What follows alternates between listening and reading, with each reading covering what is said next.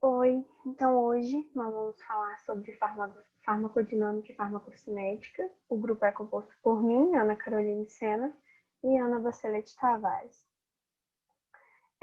Esses dois conceitos, né, farmacodinâmica e farmacocinética, a farmacocinética ela busca entender como os fármacos se comportam no corpo humano, e a farmacodinâmica ela estuda o efeito bioquímico e fisiológico dos fármacos e seus mecanismos de ação. Primeiro, nós vamos falar um pouquinho sobre a farmacocinética. Então, a farmacocinética envolve vários conceitos, entre eles o conceito de absorção. Na absorção, a gente observa dois tipos de transporte passivo e transporte ativo. Sendo que o transporte passivo é aquele que não precisa de energia, ou seja, não tem gasto de ATP. E eles podem ser transporte paracelular, que ocorre via placentária, barreira hematocefálica, geralmente com fármacos de baixo peso molecular, por difusão, utilizada por fármacos muito lipofílicos e por difusão facilitada. E o transporte ativo, que ele precisa de ATP, ele envolve um gasto de ATP, e ele pode ser primário, contra o gradiente de concentração, e secundário, que funciona como um cotransporte de via dupla. Além disso, há diversos fatores que alteram a absorção, como a concentração, que depende se a dosagem for maior ou menor, a forma farmacêutica, por exemplo, se a solução, que geralmente é de absorção mais rápida, ou comprimido, que tem absorção mais lenta, a área absortiva, podendo ser maior ou menor, a circulação local, que depende da área, as condições patológicas, que dependem da circulação local, o tempo de esvaziamento gástrico, a motilidade intestinal, o tipo de alimento, o metabolismo inteiro. Outro conceito associado à farmacocinética é o de metabolismo, que ele compreende duas fases relacionadas ao fármaco, sendo que na fase 1, o fármaco sofre efeitos de oxidação, hidroxilação, desoxilação, desaminação e hidrólise. E logo após, o fármaco passa a ser um derivado. E na fase 2, ele sofre conjugação. Além disso, a excreção dos fármacos envolve especialmente os rins, considerando a velocidade de excreção nos rins, que depende da fração livre circulante do fármaco, e está relacionado com a taxa de filtração glomerular e o fluxo plasmático renal. A secreção tubular, que tem manejo de cerca de 80% dos fármacos que chegam nos rins. A difusão através do túbulo renal, que excreta mais metabólitos polares. E, além disso, tem outros meios de excreção, que incluem os pulmões, secreção biliar, suor, lágrimas, saliva, leite materno, entre outros. Agora nós vamos falar um pouquinho da farmacodinâmica, que, como eu disse, ela estuda o efeito bioquímico e fisiológico dos fármacos e os seus mecanismos de ação.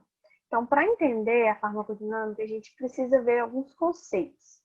A gente vai começar falando da especificidade, que diz respeito a quanto mais específica for a ligação, mais importante vai ser o efeito do fármaco no corpo humano. Também temos a transdução, que traduz o sinal de ligação e ativa outras moléculas. Geralmente, essas moléculas são os segundos mensageiros, como também na transdução também pode ocorrer acabar determinado efeito. Tem a amplificação, onde esses segundos mensageiros amplificam a resposta, o que é super importante, tornando-a mais poderosa. Um exemplo bem comum do segundo mensageiro é o AMP cíclico. Passa também pela dessembilização, que são mecanismos para que essa cascata pare de acontecer, para não exaurir a ação das células. Pode ocorrer de forma a destruir os fármacos, fechar os canais, se tornar menos reativo quimicamente. Na dessensibilização e tolerância, os mecanismos que fazem isso acontecer estão relacionados à alteração do receptor, à internalização de receptores, a diminuição desses segundos mensageiros, a alteração do próprio metabolismo, inibindo enzimas, proteínas, alterando a membrana e adaptações fisiológicas. E, por fim, a integração em que há várias células desempenhando esse papel. Para que tudo isso ocorra, há diversos receptores. A gente não conhece todos os receptores e eles podem variar de indivíduo para indivíduo. Ademais, eles podem funcionar dentro ou fora da célula. A afinidade consiste em substâncias parecidas, chave, fechadura, mas que não ativam o receptor de forma 100%, sendo que quanto mais afim do receptor, menos chance de ocorrer efeitos adversos. E os estereoisômeros, que são formas espelhadas, né? São formas parecidas, idênticas, e nós devemos nos atentar para a arquitetura da droga que deve estar de acordo com o receptor, a fim de também evitar efeitos adversos. Dessa forma, a gente tem a interação dos fármacos com os receptores.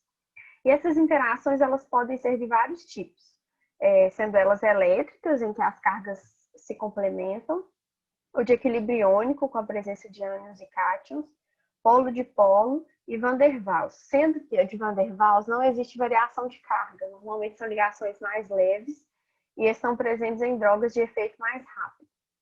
Os alvos farmacológicos eles podem variar, eles podem ser canais iônicos, proteínas transportadoras, enzimas intracelulares e extracelulares, receptores, genes, sendo que todo fármaco tem que simular uma ação fisiológica. Como assim? A gente tem que ter uma espécie de mecanismo celular responsável pela ação fisiológica. Então, o fármaco, ele simula apenas uma ação que já está presente no nosso corpo. Obviamente, nem todas as ações do nosso corpo são conhecidas, mas os fármacos agem dessa forma. E alguns mecanismos relacionados a isso consistem na alteração na concentração de ligandes endógenos, nos receptores extracelulares, nas enzimas microbianas, receptores do equilíbrio iônico. E, ademais de tudo que foi exposto, a gente esbarra no conceito de janela terapêutica, que envolve a dose que foi administrada para o paciente, de fármaco, que depende da idade, se tem ou não receptor, da quantidade de água, da farmacocinética, da farmacodinâmica. Então, a resposta terapêutica, ela busca ter o mínimo de efeitos adversos, sendo uma faixa estrita de avaliação. Sendo que quanto menor a janela terapêutica, mais perigoso, mais tóxico, mais efeitos adversos o fármaco apresenta, já quanto maior, mais seguro será para o paciente. É isso. Obrigada.